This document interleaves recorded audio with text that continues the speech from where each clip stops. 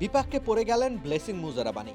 Indian premier league খেলার আগেই হয়তো আদালত প্রাঙ্গণে যেতে হতে পারে তাকে। পাকিস্তান ক্রিকেট বোর্ড আইনি লড়াইয়ে নামতে চলেছে মুজারাবানির বিপক্ষে। পাকিস্তান সুপার লিগকে উপেক্ষা করে ইন্ডিয়ান প্রিমিয়ার লিগ খেলার সিদ্ধান্ত নেওয়ায় ক্ষেপে গেছে পিসিবি।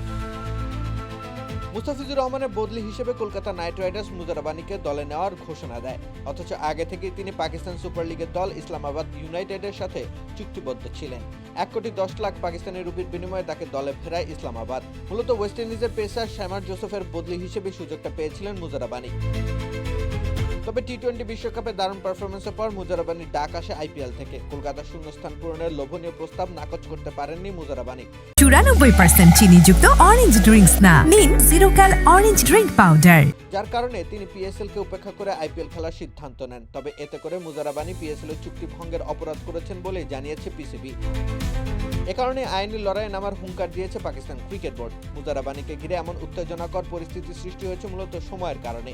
প্রথমত, চলতি বছর থেকে ভারতের আইপিএল ও পাকিস্তানের পিএসএল অনুষ্ঠিত হতে চলেছে প্রায় একই সময়ে।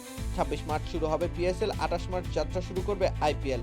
একই সময় দুই চির প্রতিদ্বন্দ্বী দেশের দুই ফ্র্যাঞ্চাইজি টুর্নামেন্ট শুরু হচ্ছে। খেলোয়াড় প্রাপ্যতার অপ্রতুলতা দেখা দিয়েছে স্বাভাবিকভাবেই। এমন পরিস্থিতিতে একেবারে শেষ মুহূর্তে একজন খেলোয়াড়ের বেঁকে বসা যে কোনো ফ্র্যাঞ্চাইজির জন্য প্রতিকূল পরিস্থিতি সৃষ্টি করে। সে কারণেই মূলত পিসিবি বেজায় চটেছে মুজারাবানির উপরে।